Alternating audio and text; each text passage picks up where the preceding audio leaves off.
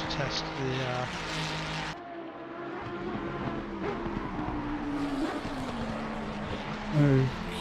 Okay.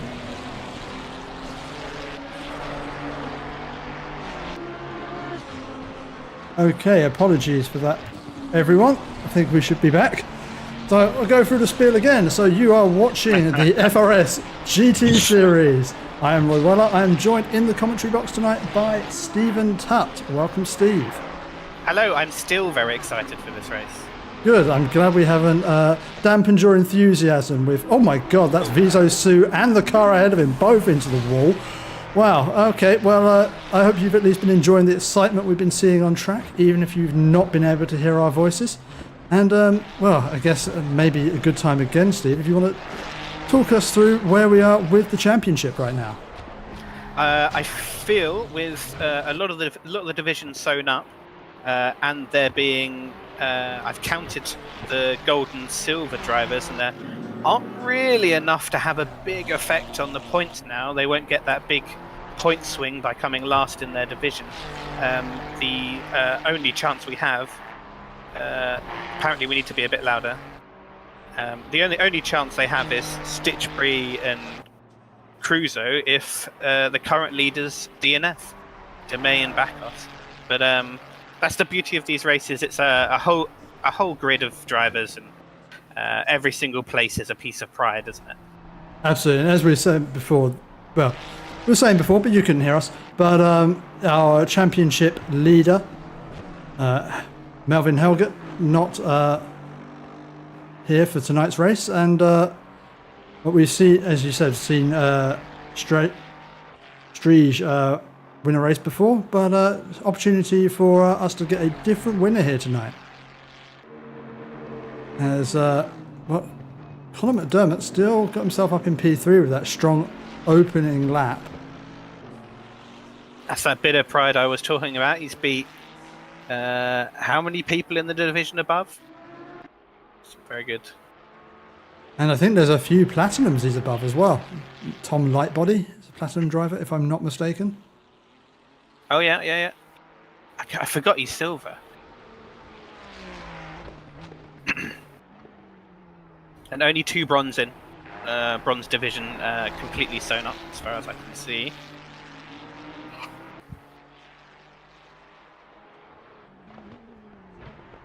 As we come down towards our final couple of laps, just 3 minutes of the session remaining.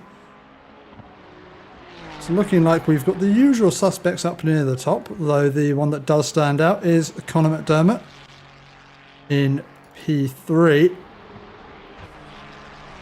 With this such a long circuit here at Bathurst, and not so many drivers tonight, it seems like everyone's been able to find themselves a decent amount of space, although we have seen a few instances of drivers just following closely behind each other. As Gökhan Akdeniz has got, I'm not sure who that is behind him, but being kept honest up and around the mountain.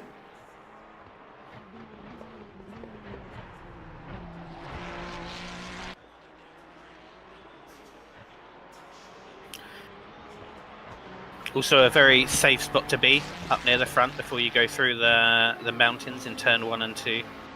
Yeah, it's going to be interesting to see how the drivers cope in these conditions.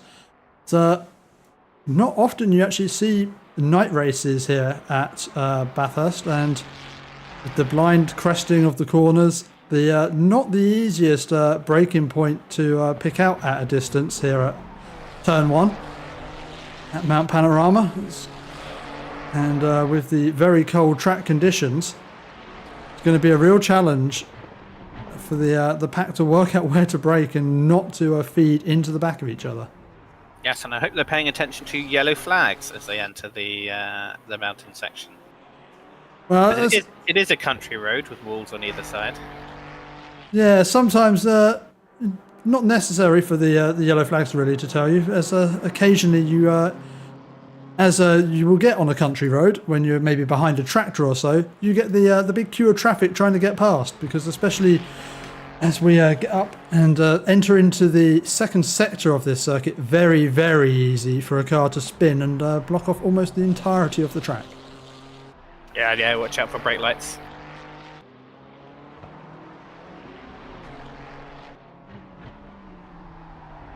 There's a lot of people still on laps.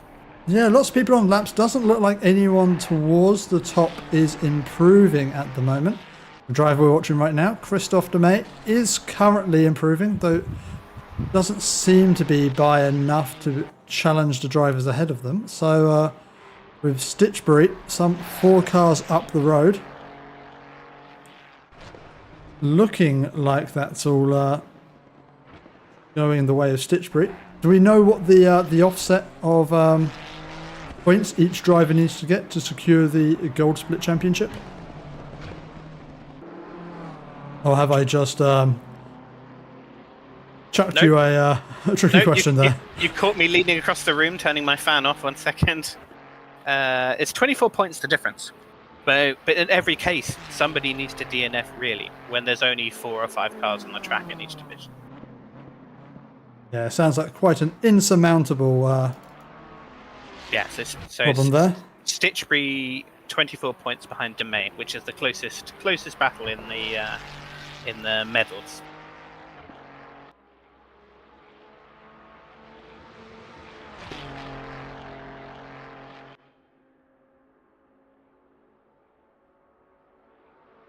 Stitchbury and Demey now right next to each other.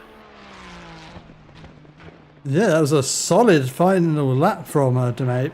Made it all up in the final sectors. Can only imagine they had a little bit of trouble there on previous laps.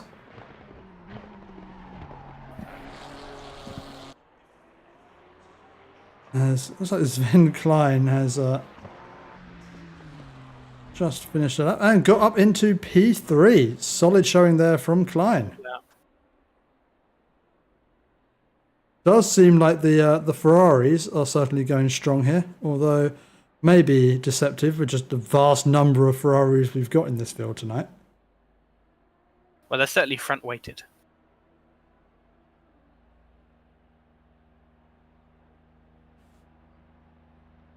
As who else is left to set a lap? We've got Garley.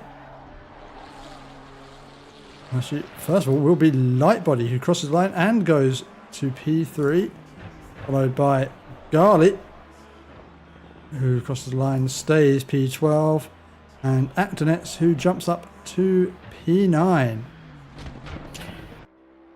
And that will be our grid tonight, as our only driver left to set a lap is currently sitting on pole position. So we will be back in just a few short moments for tonight's race.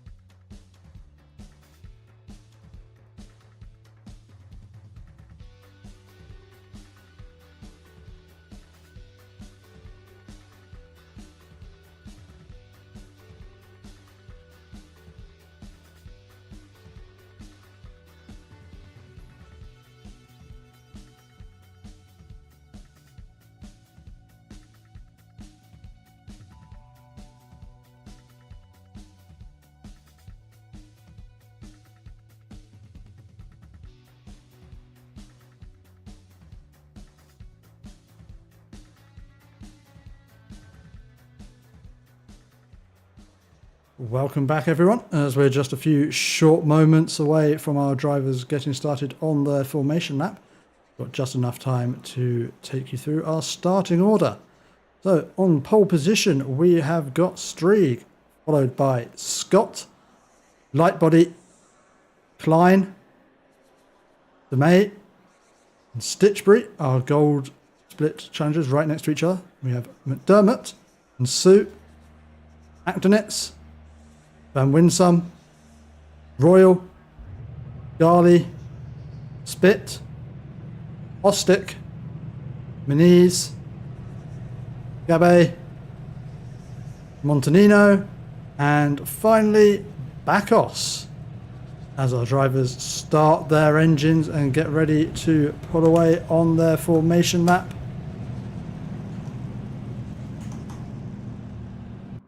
As I forgot to unbound the camera from the car, apologies for that, if that felt like being dragged behind a car. As Streege leads our pack around this very dark Bathurst circuit.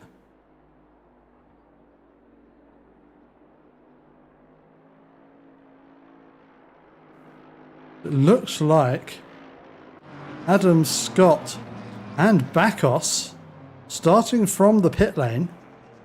Not sure why. Yeah, not sure if this is Bakos trying to give McDermott a chance of winning the championship, or maybe a bit of hardware problem for the two drivers. But either way, they will be starting some way back. Nobody's got bands ready.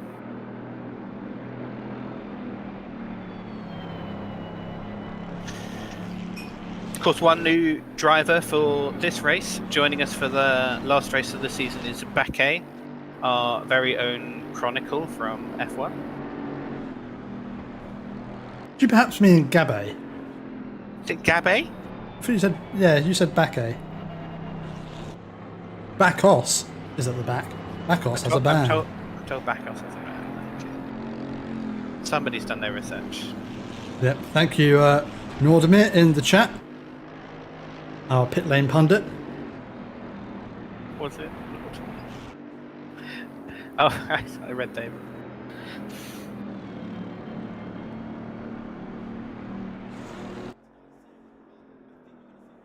All right, so Gabe, I didn't even know the name. Yeah, I mean, apologies for calling you out, but yeah, I've got them in front of me on the screen here. I'm tracking the timings.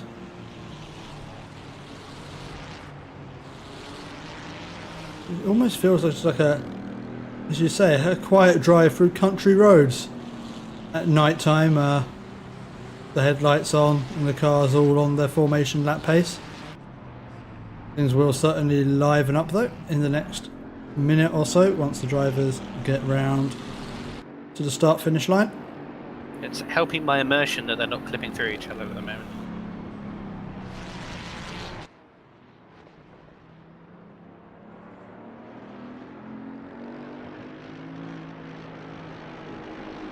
Oh, it's a long formation lap here. It really is, especially this straight here is absolutely horrendously painful. Usually completely flat out at around 150 kph average speed. Now they're keeping to pit limiter speeds around 60 kph. Yeah, must build the tension for the start of the race. And well, drivers will need to be focusing on their tyre warming, as still very low temperatures tonight. We saw 11 degrees in qualifying. I don't expect there'll be much warm-up for the race, so going to be very interesting as they come down to turn 1.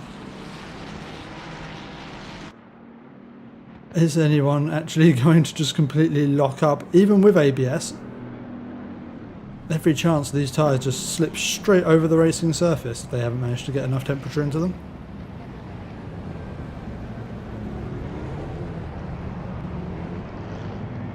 Let's remind you, it's Streege leading the way.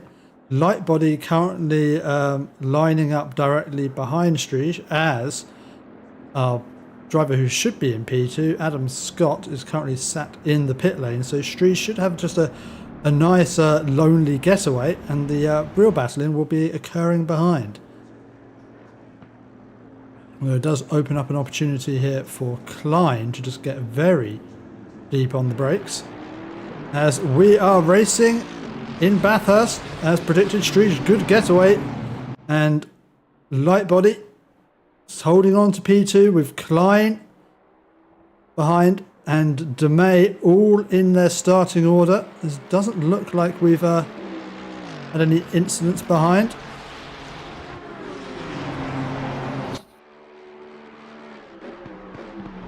No, we had a little bit of fighting for P2, but all that's done is led to a gap to P1. Oh, little bump there. Looks like we're getting a little bit of bumping, but all so far making it through the first sector. That's a good shot. As they ascend the mountain for the first time in this race. Everyone, I think, just taking it a little tentatively. As well, actually some are leaving very few margins to the walls.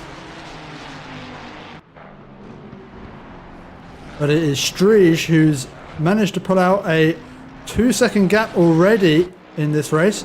But Lightbody under pressure from Klein. As they come down and already completed one run of the mountain in this race. And so far, maybe a few taps and touches at the wall, but very few incidents as Bakos and Scott will, I no doubt, be very disappointed that they haven't passed any stricken cars on the opening lap. As the two of those seem to be battling quite closely at the rear of the field. Oh, stay on the track. Klein just going out over the grass. Battle for P2 in the race. Oh, as Klein running very wide and out onto the grass. Christophe de May just a little bit too far back to have anything to respond to that.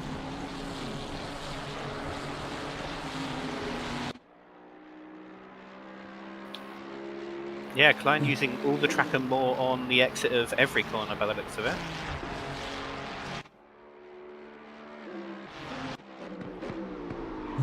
Bizo Su on the back of Conor McDermott. We wind our way back up the mountain.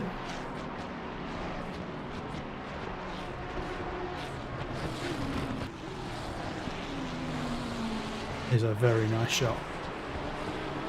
Of course, Cruiser in the very exciting 6 for a silver driver.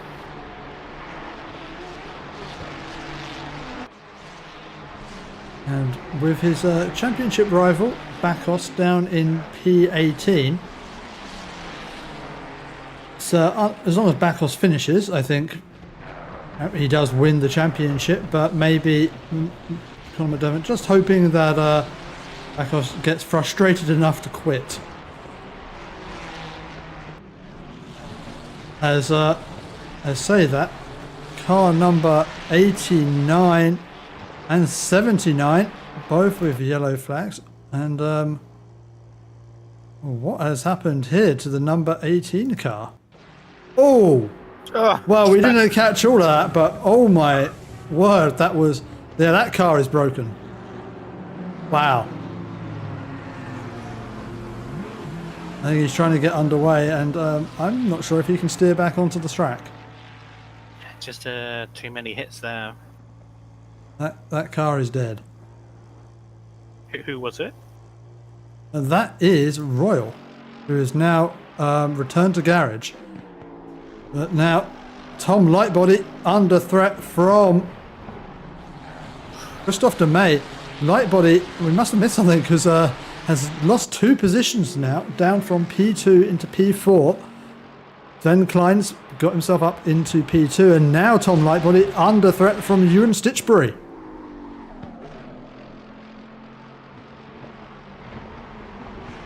Stitchbury to the outside, tries to sweep it around, not the space, surely, at that part of the track. And now Stitchbury under pressure of Conor McDermott, who himself scrapes along the wall, and now has, I think that is Sue on his outside. It's all happening on the mountain. As well, I did check in a little bit with the driver's briefing at this race, and people were saying, be careful, don't try and race on the mountain. Well, it looks like the drivers are ignoring that advice and absolutely going for it, as yeah, numerous changes Opposition right at the foot of the mountain. As we The difficulty is being that most of the driving is done on the mountain, whereas the rest of the track is 3 straights. Yes, we've already got 4 drivers into the pit lane. I'm not sure if this is people making early pit stops intentionally, or we've got damage. 79 was in the incident with 89. 89, that's it. That's the other one. But Van Winsum and Garley, I'm just having a look to see how long they've been stopped in the pits. Well, they've both been stopped, all of them have been stopped for more than a minute each. So, yeah, definitely damage for each of those drivers. Of course, Royale resetting to pit lane, I don't think will change his tyres. Nope, we'll have to clear his mandatory pit stop later on. The other 3 seem to have made it round before they got in. As Adam Scott is carving his way through the order. Already up into P12, is looking up the inside of Gabet. And that is quite clinically through, up into P11 now. Scott almost up into the top 10 after his pit lane start. Yes, I'd forgotten about that. As Bakos, our other driver to start from the pit lane, is applying the pressure to Montanino, sitting right on his rear wing. Montanino moving over to the inside, and leaving it a little late to move over as Bakos tries to sweep around the outside, and he is through up into P13. Of course, a couple of passes and that incident. He is now 3rd in class again. Indeed, so things not working out quite as Colin McDermott maybe would have liked them. What, when he somehow made Bakos start from the pit lane? We're still unsure of why that happened. Or was it the... Well, Bakos we know has... Bakos had a penalty, whereas it looks like us... Yeah, Scott we have no idea. Maybe he just wanted some fun. Oh, as we've got yellow flags out for Gabet. Oh no. This one also looks like a car in a bit of pain. Let's see if we can actually catch the start of this one. Who knows, maybe I've completely misjudged this replay as well, and we're not even going to see the start of this incident. Not what you want from your first race. No, I balls that up, didn't I? Okay, well we don't get to see the incident. We'll spare his blushes for that one. Yeah. It looked like he was bouncing off the wall there. There's Adam Scott. Just about to get himself into the top 10 by the looks of things. Seeming to have the pace over Moniz into the final corner. You can just see the confidence that Scott has, able to chuck the car to the very limits of the track.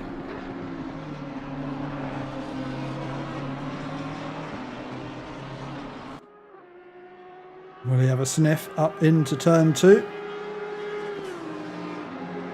Might be close by the end of the straight, but... It's a long drag down to turn 2. And, well, it's going to have to be under the brakes if he does go for it, but a bit too far back at the moment. And we'll see if he tries something in the mountain, or will just be patient and look for an opportunity at a safer moment.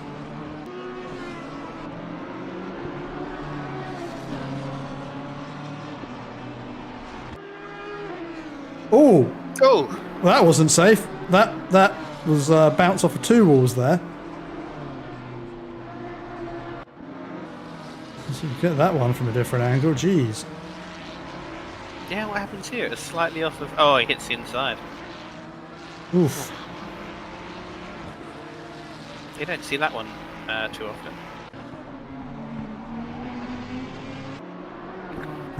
Might struggle to stay close behind Moniz now. Yeah, I wonder if he's done suspension damage to that car, because those were 2 quite substantial hits into the wall. And yeah, the wall doesn't really move much when you hit it. All that energy is going into your car.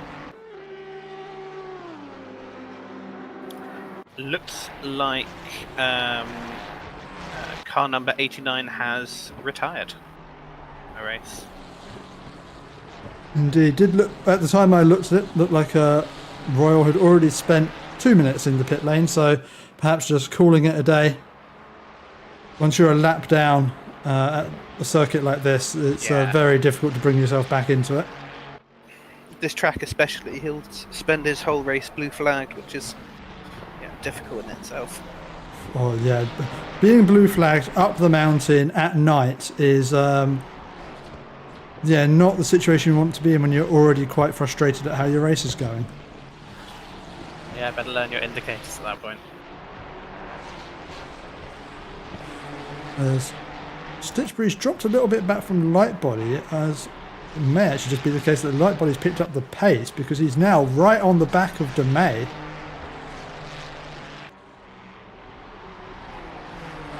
That's just... Ooh! Whoa! Oh, well done. Jeez, that's Klein around. What on earth happened there for Klein? Sort of driving in his own world then. Oh, what is this camera doing? Jesus. That camera obviously didn't know how to point into the dirt. As Klein goes for an damage there. Yeah, that car needs to go to the pits, I think. Wow, that was one hell of a spin. Well, that'll be an exciting change in anybody who wants to come second or third in this race. Yeah, it looks like first at the moment seems all wrapped up, although never say never. This is a track where anyone can make a mistake. But the battle is really on for P2. Christophe DeMay currently sitting in P2 with Tom Lightbody just behind, followed by Ewan Stitchbury.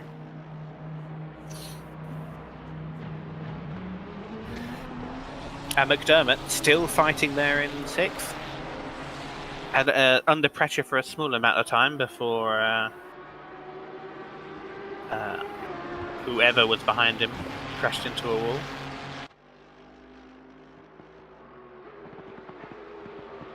Oh, who was it who hit the wall now? Oh, it was Scott. Of course it was. No, was it? He's really been up and down in the race. We started from the pit lane, got all the way back up to 6, and then then hit a wall. Bounced off of 2 walls. Oh my god.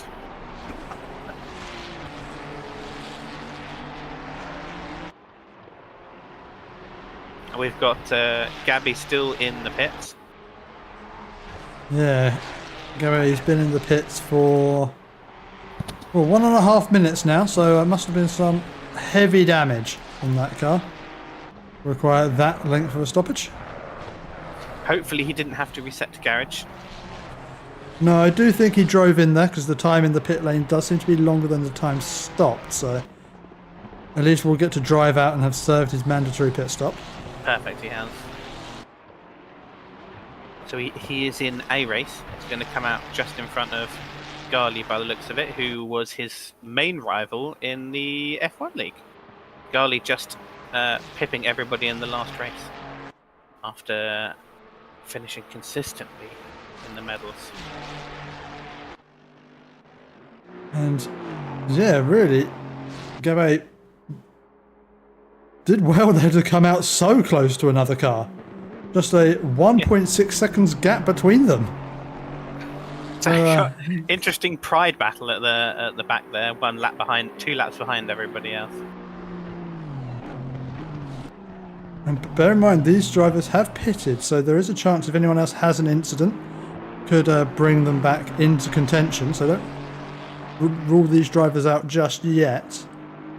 Especially the likes of Scott Spitt and Van Winsum.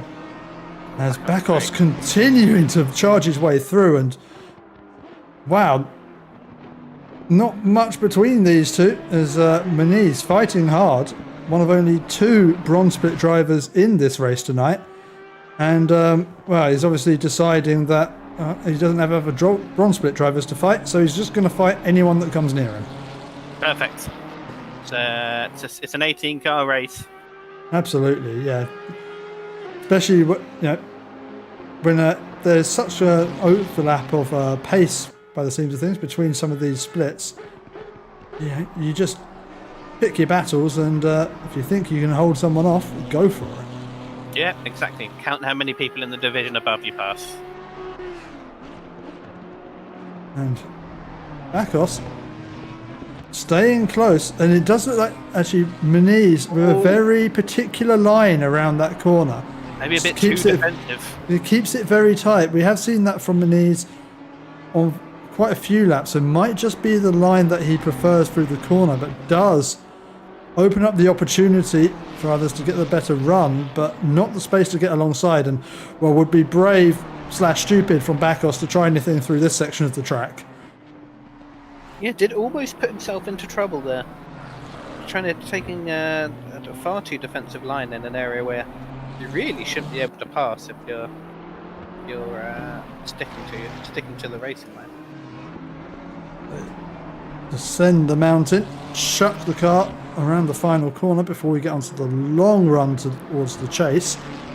Bakos on the blinkers again. Of course, this was the point where he got really close last lap.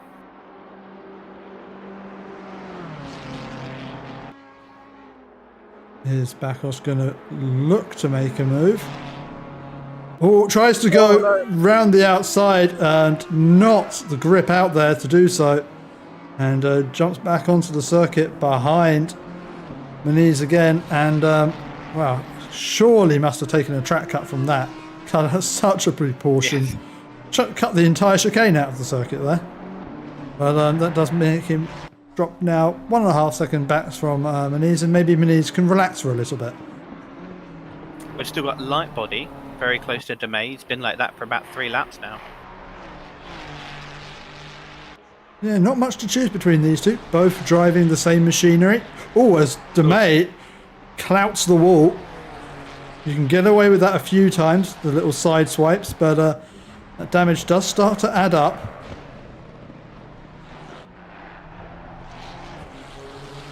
It's hard to work out where cars can pass on this track.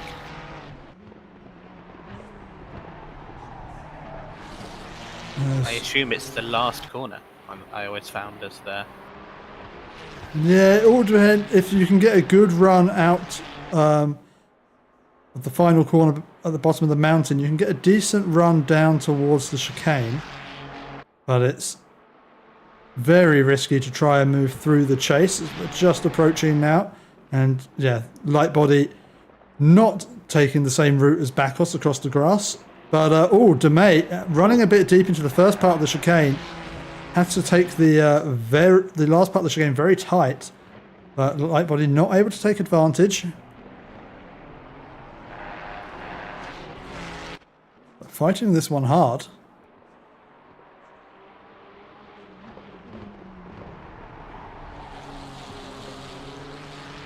Let's come around to stop the 10th lap of this race. Such a long laps here at Bathurst. And it almost feels like it's very much a track of two halves. There's the bottom of the mountain where you can race. And then even if you are close together, the top of the mountain is really just a little bit of hot lapping in close proximity. You don't really want to try and position your car alongside anyone. I don't know what happened there, but Van Winsum was right behind Spit and is now over 2 seconds back. So maybe a failed pass attempt has made him drop back a bit. As these two are up the mountain, see if Bakos can make anything of this move. Oh, was that a little bit of contact there? It's hard to see from that angle. Yeah. I don't think so. He was very close. No, it looked like both cars just sort of moved at the same time, which made it look like they touched. But Bakos is looking to the inside, perhaps just putting himself out of position a bit unnecessarily. He's too far back to really make a move, although it does seem that Bakos has got the pace. Again, you see Muniz just doesn't like to run out wide there as they come up the mountain. I wonder if it's something to do with his setup or just a confidence thing, as it is faster to run out wide there, but it does sometimes feel like the car is slipping away from underneath you. But it certainly looks slower compared to his rival behind. He's all up behind him every time on that corner. What does it do for you in this section at the top of the hill? And sorry to butt in here, but looks like Lightbody is still battling with DeMay. Almost got alongside, but not quite enough to make a move. And as we come back around towards the long straight down towards the second corner, again, It's happened here. so First place in the pit. Streege's pit, yep, pitted. Yep. No need to panic. We haven't missed a big incident for the lead. Oh, Oh, although yeah. we have Just got that one. we just maybe we just commentated cursed that by talking about a big incident. So what happens here? So Lightbody Sticks his nose down the inside. oh, looks to the inside, sticks a nose in, and yeah, there's I don't think you can really put blame on anyone but Lightbody there. That was a nose where a nose should not be. Bit of damage off the wall. Very unfortunate. Steege back in the group now. No, he's not. Nope, still in the pits. I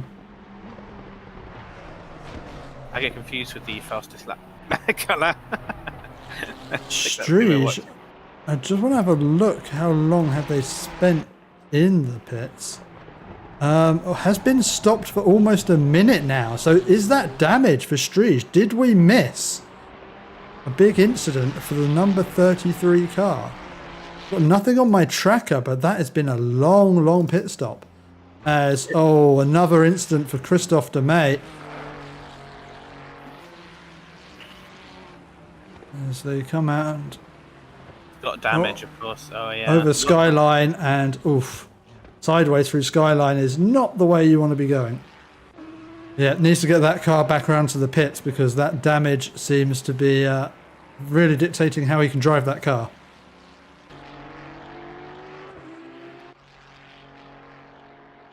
Oof, barely able to keep it on the track on the straight. That's how beat up that car is.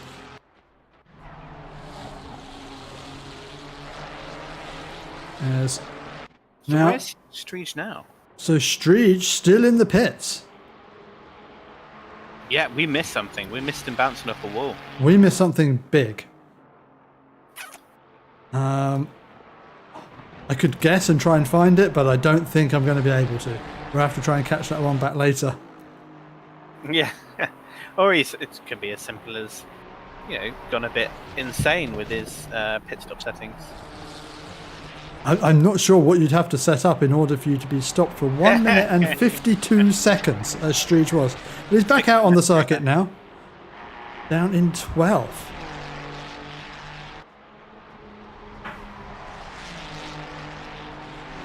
Tom Lightbody now leading this race, though yet to make the mandatory pit stop, but has got Ewan Stitchbury, the company, and breathing right down his neck.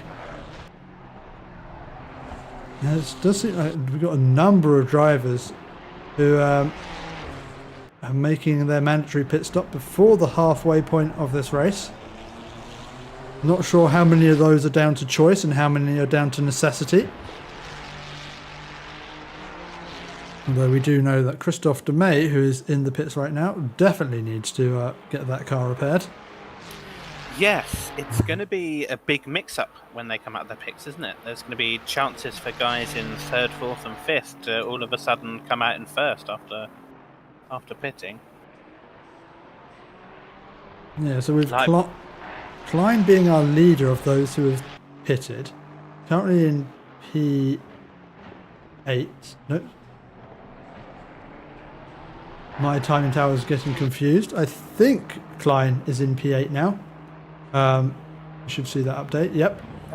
So leading the way in this net race, but be interesting to see who comes out where, as we've got an Audi of Ostick leading the pit lane alongside our race leaders.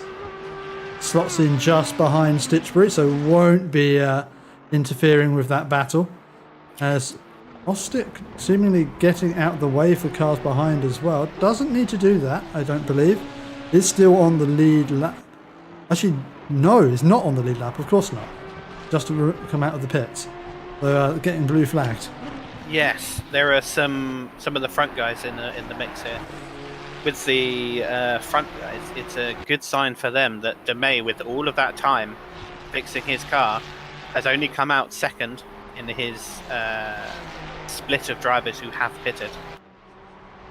So I assume they can pit quite safely. Yeah, it'd be interesting to see when people come in for their planned pit stops.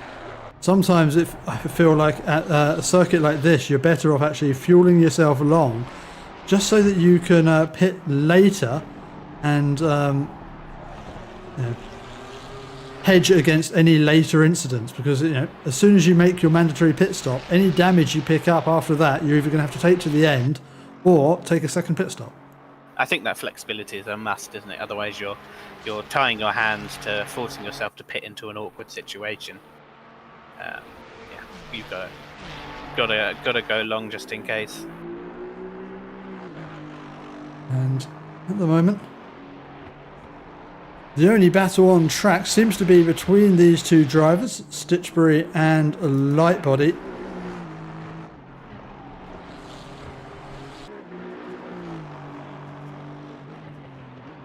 We've got Sue just behind them, also yet to pit and seemingly in a good position to come out towards the lead of this race as well. And Conor McDermott, I'm trying to work out which of these drivers so far have pitted without incident. Looks like everyone has had a pit stop of around a minute, other than Garley, who was only stopped in the box for about 40 seconds. Everyone else, it looks like they've pitted for damage. Yeah. It shows how treacherous the conditions are at this circuit. As we've got Actonez coming into the pits now, which will be a good marker for where the rest of them are going to fit in. I think just from the way DeMay came out, they're going to come out in front of everybody. yeah, so DeMay was stopped for 1 minute 15 seconds, and if this is a scheduled pit stop for Actonez, should see them coming out fairly close to the front of that pack of drivers who have cleared their mandatory pit stop.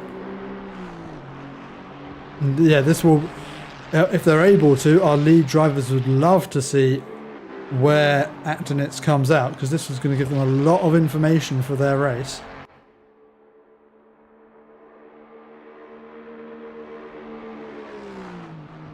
As we can hear the back marker ahead. I'm not sure who that is. Imagine must be... looks like an Aston Martin, so I think that's maybe Gabet. Yes, it is. As another of our drivers peels off into the pit lane. I think that's Sue going to serve their... oh no, sorry, Stitchbury serving their mandatory pit stop now. So this will be interesting to see how far ahead of the rest of the pack Stitchbury emerges, as Actonez comes out just 4 seconds ahead of Klein. Klein, who did stop for slightly longer and had damage. Actonez with a little bit of damage to clear, but has come out at the top of our drivers who have pitted. So Actonez going very strong at the moment.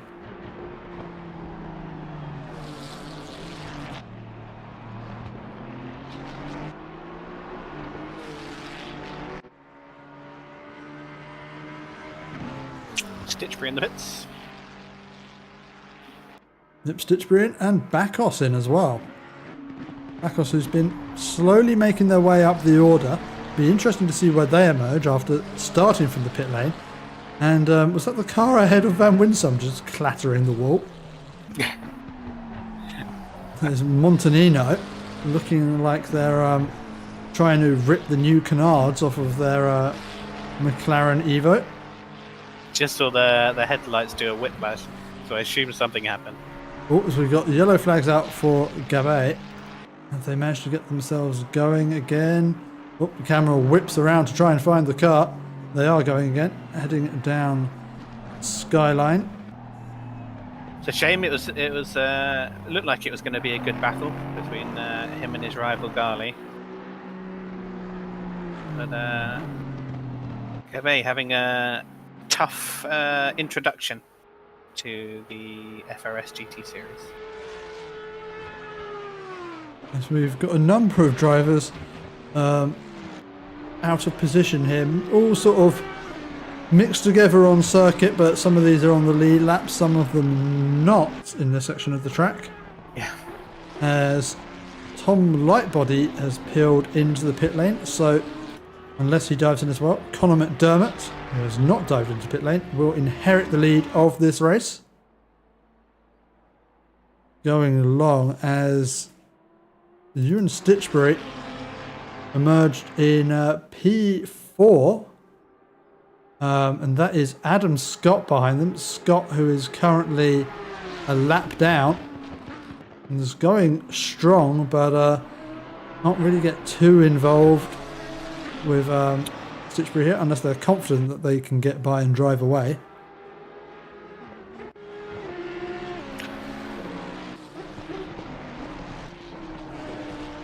Of course, Stitchbury on the lead group with having pitted now. Still a lap front. As Tom Lightbody is emerged from the pit lane just ahead of Stitchbury. Stitchbury should have the overspeed coming down towards turn 2. And warm tyres. And Adam Scott is not making this that easy for Stitchbury.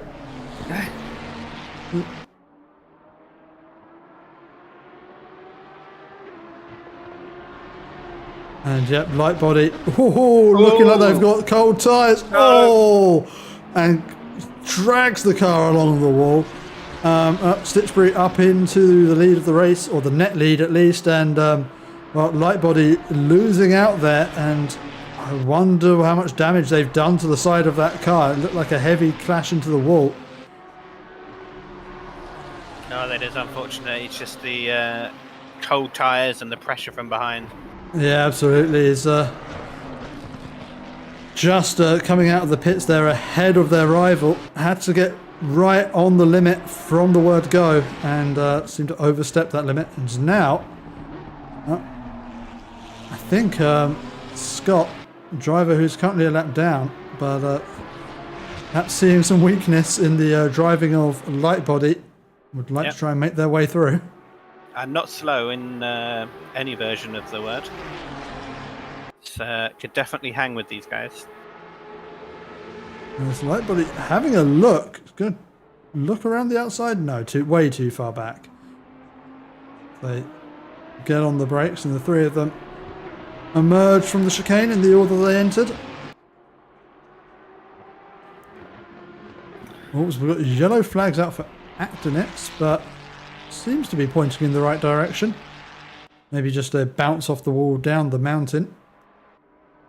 As Mitchell Van Winsum looking like finally going to make their way past Montanino as they head up the mountain. Oh, and Montanino didn't seem to want to stop steering into the second corner and bumped straight into the wall.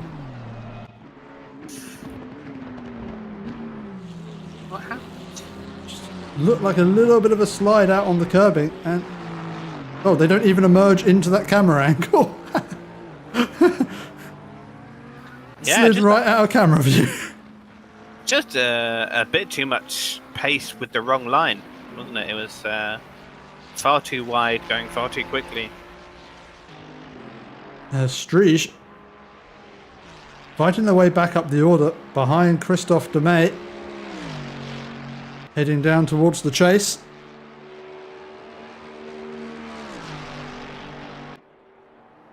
Yes, of course, Striege with the accident in the first stint, which has led to him to be back here. A very long pit stop.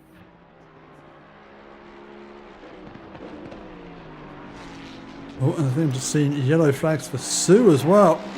Sue running in P2, yet to enter the pit lane. I think is now just diving into the pits. As that camera angle was showing me absolutely nothing. So I can only imagine diving off into an unexpected location.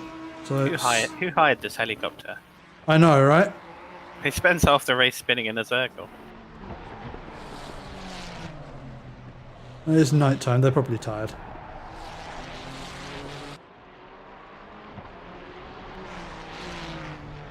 As Klein is catching up with Actonets.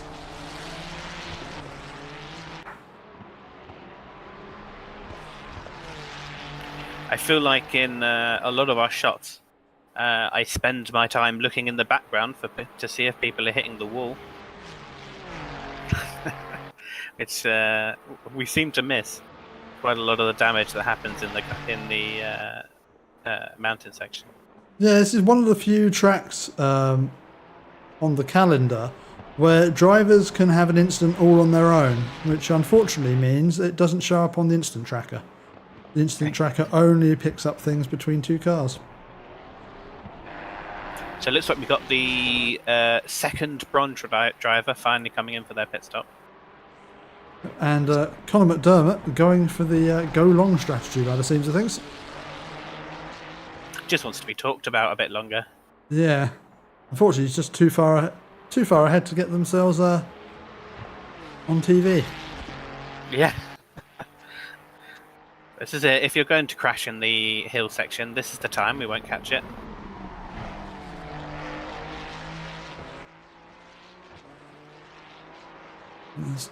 Oh, we've got yellow flags out for Montanino, but it's a short yellow flag section. But Klein chipping away. Oh, chipping away at the wall. It's not what I was going to say, but sure, we'll go with that instead.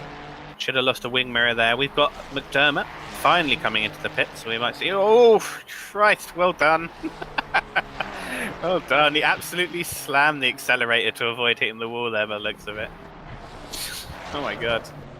These drivers not showing much fear as they traverse the mounting section. Perhaps they should just be paying it a little more respect. Yeah. So we'll see who's in the lead of this race now. It looks like Stitchbury most likely. Stitchbury in the lead, but followed closely behind by Tom Lightbody, who's looking for every opportunity to try and come by. And yeah, worth pointing out actually, a number of these drivers running special liveries for the finale, and yet we can't see a damn thing of them because they decided to have this race at night. Yeah. Just an observation. I didn't know that was a thing. People have special liveries for the finale. Yes, I was asked in chat to make sure I download all the special liveries for this race. Can't tell. Can't put fluorescent paint on the cars. So. I mean, they look very nice as they go along the start-finish straight, I guess, when the floodlights are on them, but otherwise, you can just see headlights. We're having we've been watching a very nicely illuminated rear of Lightbody's car for the last 2 laps. Yeah, Adam Scott here, our mobile lighting man, yeah. It's just illuminating our battle for the lead of this race. Very nice of him. Doing very well racing so close in the section. Oh, there you go. You just have to say it, didn't you? Said it. Oh. Might have just been the speed of the car behind. So I think it's just Tom Lightbody, a little deep on the brakes. I think Stitchbury was running wide there, had to throw down the anchors a little bit more than Lightbody was expecting.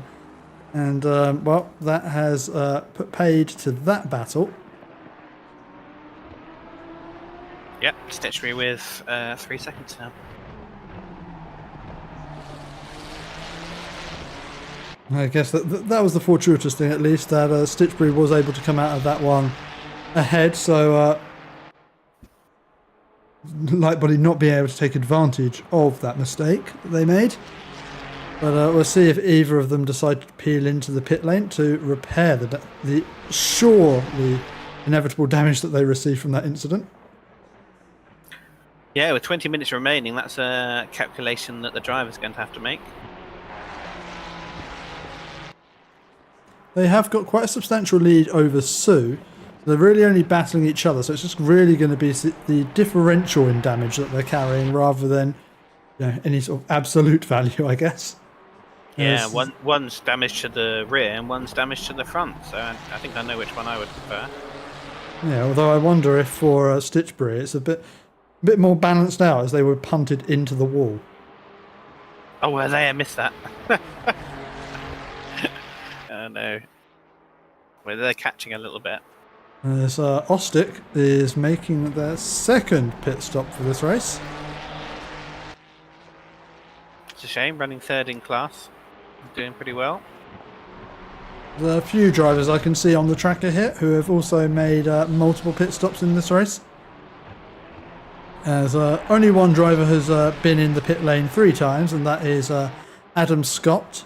But one of those times was to start the race, so only 2 pit stops during the race. Yeah, that's cheating. But to not be dead last after that is impressive. Klein. Jesus. Leaving absolutely nothing in the tank is Klein, and well, as I think DeMay just clipped the wall behind as well. As we're seeing jolts from all of these cars as they're descending the mountain.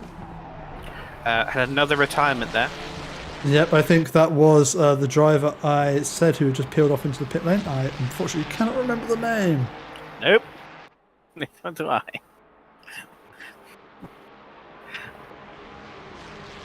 All I remember is they were third in class and doing well.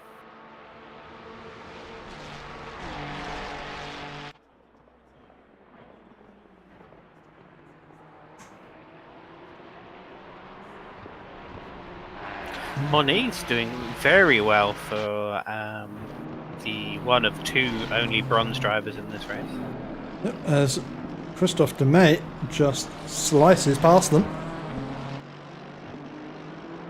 But Moniz seemingly keeping this, keeping to the philosophy of just driving safely, keeping the car under control. Was actually one of the few drivers to looks like they haven't pitted for damage. Only 34 seconds stopped in the pits, and is having a really strong showing here tonight. Just keeping it sensible.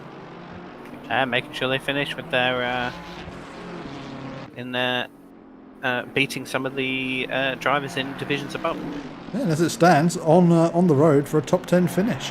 As I think that was Striege just pushing at the moment and getting out on the dirt, giving DeMay a complete shower of dirt as they come through to start their next lap. As this battle between Actonitz, Klein and McDermott continues. Continue to watch this for a while because Klein, a driver seemingly just wanting to give us as much entertainment as possible, going sideways through most of the corners. Right, careful braking on this last corner. Whoa, and they are super close as they Klein into the wall again. Get too close. Of course, Crusoe keeping an eye on this battle from about half a second back. And yeah, shout out to Bakos, who's clawed their way back up into P7, second in class, just behind Conor McDermott. And after a pit lane start, very good showing from them. We've got yellow flags for Garley, and they've been there for a while. What happened to Garley? They're descending the mountain. Oh, just clip the curb. Oh no, that is not a good place to be stopped. This is what I was saying about you can just become a roadblock. Oh, Austin Powers moment right there. Oh, what's the F1 driver? I can't remember his name. Is it Sangra Nathan or something? Yeah, very reminiscent of that. Whoa, Klein with the little bit of a weave down the straight. Little bit bad manners for that. Flashing for apology, I assume. Don't know, as he goes very wide And that's going to open the door to Conor McDermott, who's side by side. Are they going to try and go side by side through the 600? Oh, yeah. Oh. Yeah, that was always going to happen, wasn't it? McDermott into the wall. You don't try and go around the outside there for good reasons. Wow, it's going to be interesting. For these two, I think carrying considerable amounts of... Whoa, was Klein! Misses an apex and barely misses a wall. I don't want to... What is going on here? The Scott is leading Lightbody and Stitchbury. And making this an interesting battle as we just check in with the two race leaders. I'd like to point out Lightbody was catching Stitchbury up until this point. I don't think Scott has caused too much havoc, just existing on the track in front of them. It's been going down by 0.3, 0.4 a lap since their incident. So maybe not quite even damage on Stitchbury's car. With just over 13 minutes remaining as well, Stitchbury's going to have to really concentrate now for the rest of the race, and especially with the blue flag car of Scott sitting ahead, not getting out of the way but not really pulling away, could just be distracting as well. Yeah, not really close enough yet to... Since this battle's got a bit closer, the two leaders have slowed down a little bit.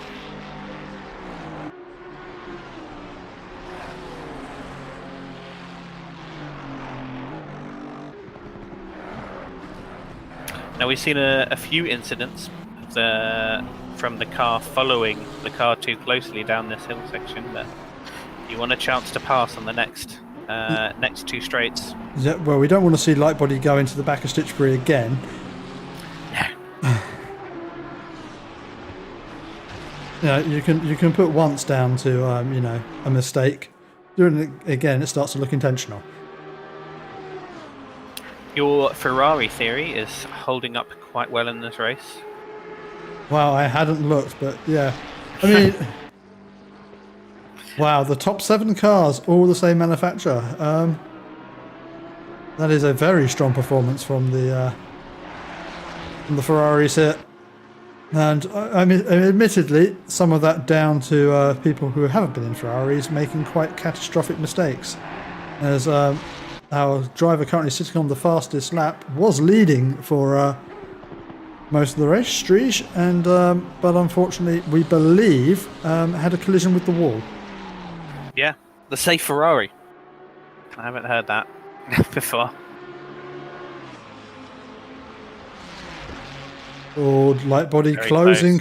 close. He's going to try and go around the outside.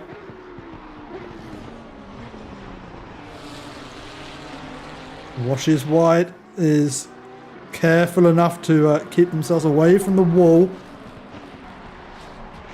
And sometimes in this race we have seen drivers just absolutely launch it with no regard for their own safety. As McDermott has made their way past Klein. So what's happened here? Oh, Klein running wide at the first corner, and in the end, quite a simple pass for McDermott. Almost collision. Kept putting his wheels back on the track there. McDermott had the foresight to move out of the way. Yeah, give the driver space to rejoin. You don't necessarily have to do it, but sometimes self-preservation is the most sensible choice. As the battle for the lead continues between the two damaged cars of Stitchbury and Lightbody. Worth also pointing out that Sue behind is lapping about 1.2 seconds faster than this pair on average per lap. Is probably not going to be enough to be anywhere near by the end of the race with that gap of 16 seconds. But it just shows how much either the battling or the damage is playing into the pace of these two drivers. Despite tipping wheels off the track there, Lightbody still closing.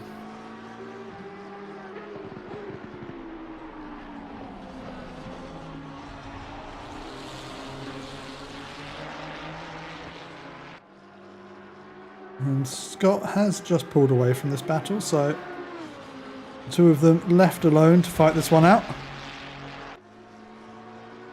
I wonder if there's just a little bit more front damage on that car of Stitchbury, because it does seem that Lightbody is getting the good runs down the straight on each and every lap.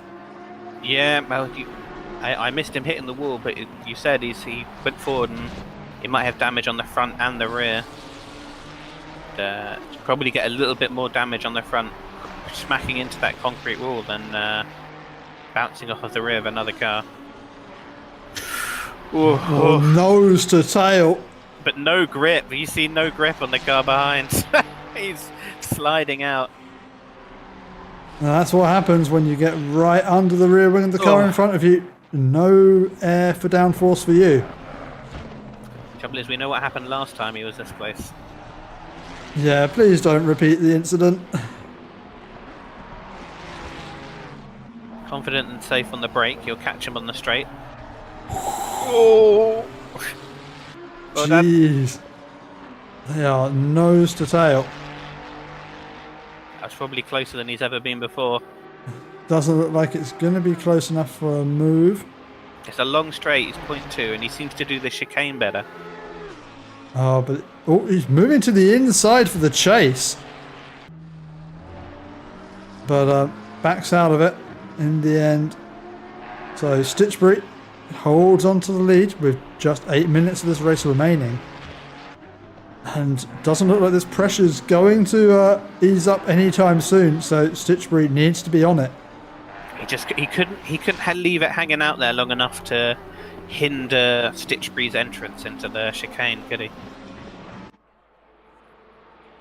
As we've got another battle brewing over P4, McDermott and Actonitz. McDermott attacking the driver of the split above. And actually also worth pointing out that Stitchbury, not our top split driver. He is in the gold split. Against Lightbody, who's in the platinum split. Always very confusing with the colour plates we have here. Obviously only 3 available, but 4 classes.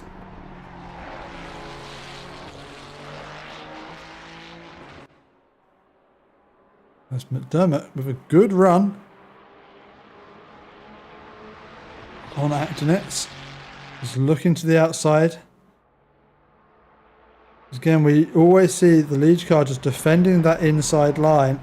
Actonitz going very deep into the corner. I think that's opened the door for McDermott. McDermott through. Don't normally see that move work. No, I think Actonitz just trying to go a bit too deep on the brakes, trying to cover off McDermott's attack around the outside, and misjudged the braking. And that's allowed Conor McDermott through into P4.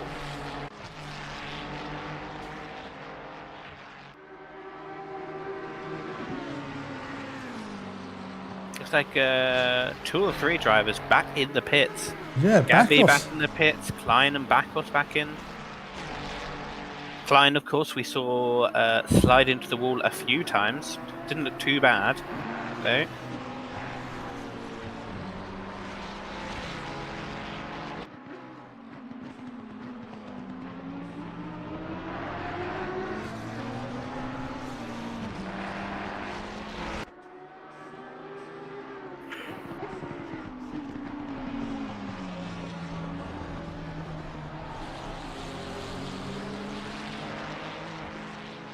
Oh, who's this? So that is Montanino, I believe, emerging from the pit lane. Our sole McLaren in this race. And second bronze driver, who hasn't appeared much so far, just driving his own race back there in 14th.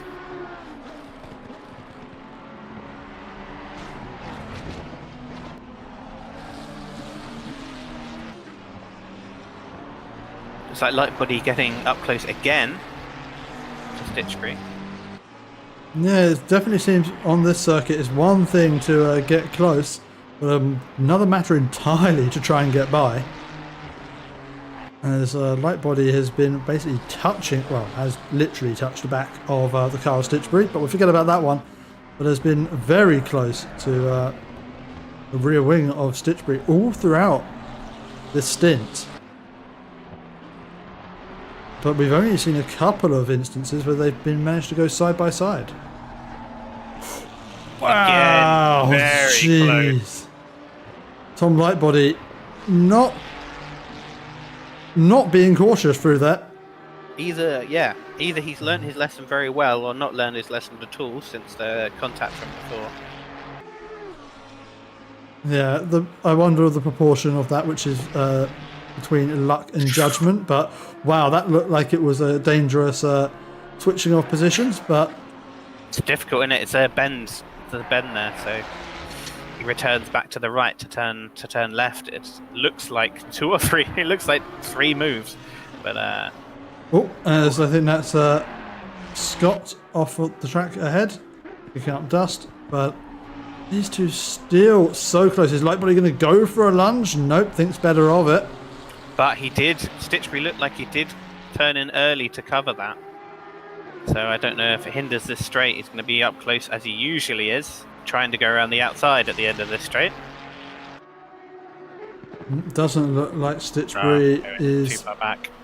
Looking to defend either.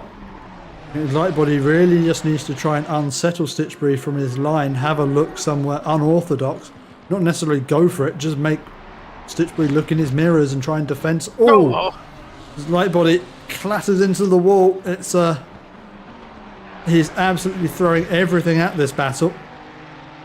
Not sure how much effect that has on these 2 already damaged cars. Might just balance it out, who knows. Certainly feels like that happens sometimes in this game.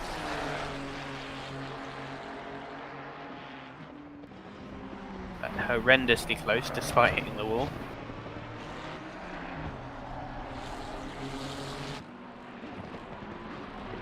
I don't think he could get any closer than the last lap on this final corner of the hill section. I don't know, we have seen him get closer. Yeah, it's true. I went closer without touching. As they drag down towards the chase again. It does seem that he's got something something that's hindering that straight line speed. Lightbody does seem to always have... Oh, so this time Lightbody's got the inside. Going deep on the brakes. He's made the corner. And Lightbody up into the lead of this race. Ahead of Stitchbury. We have to wonder whether the stewards will be looking to apply a penalty to Lightbody after this race. So Lightbody really needs to try and drive away if he can. Like already on the defensive as Stitchbury pulls alongside for the first corner. Stitchbury trying to switch back, getting the run down towards the second corner. Slipping back into the slipstream, but Stitchbury super close to Lightbody. Looked like he had a good run in him, but just no space with the car going from inside to outside. As Lightbody goes defensive, Stitchbury sweeping wide.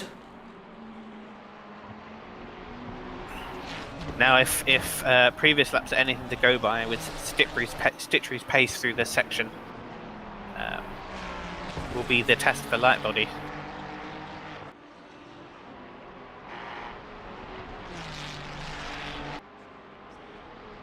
But we've seen Stitchbury bounce off the wall all by himself. Oh, we've also seen Lightbody bounce off the wall all by himself, so anything's possible in this final, well, I think what will be the final lap of this race. Tom Lightbody currently leading the way.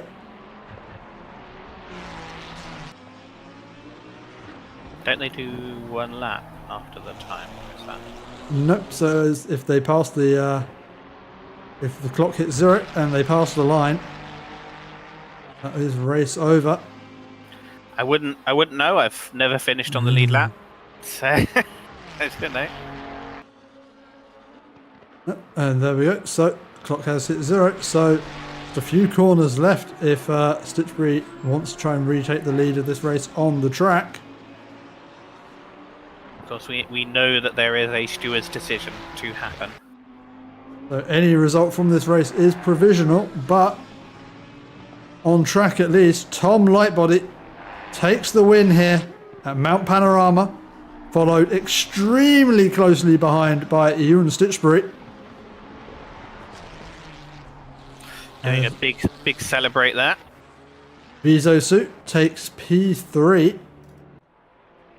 And then we've got a little bit of a wait for Conor McDermott, who, well, had good showing in qualifying. In the end, started this race P7, finishes P4, so a good showing there from Conor McDermott.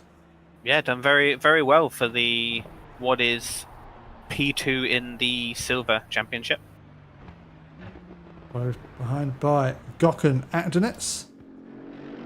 And then the driver who started this race on pole, Las Strige, who, well, must have had some sort of incident somewhere, but unfortunately we missed it.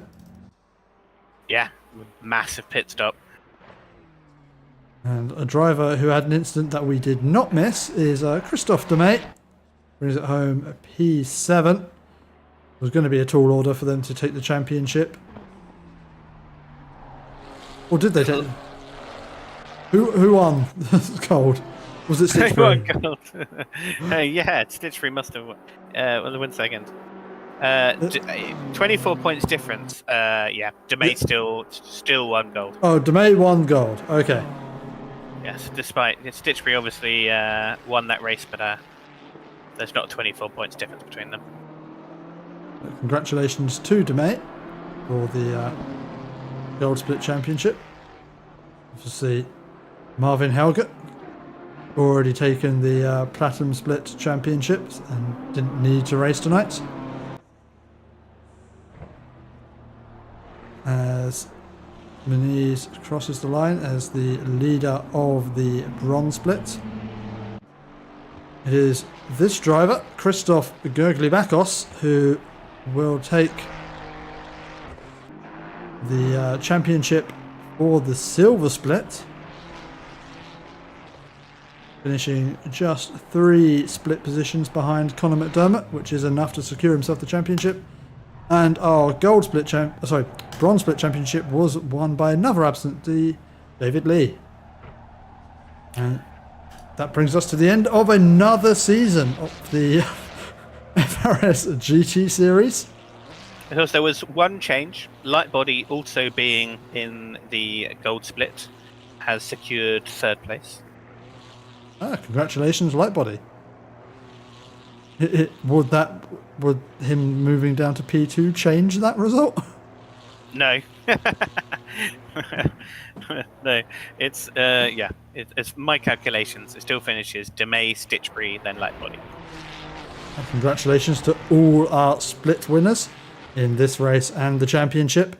I'm sure the FRS GT Series will return someday in the future, so please check the link in the video description if you want to join the community and join the next season. I believe August, right? I heard that somewhere. August. Someone correct me. Big if true. As no, Demey, that jump is not in this game. That you're thinking of iRacing. As Demey clouts into the wall. Well, that is the end of the FRS GT series. I have been your host, Roy Weller. Thank you for joining me, Steve. Always a pleasure to have you in the commentary box. Thank you for letting me be here in the finale. Best race. I'm normally racing, so I can't come, but best race to commentate if I can. Thank you very much for watching, everyone. Have a lovely rest of your day. Good night.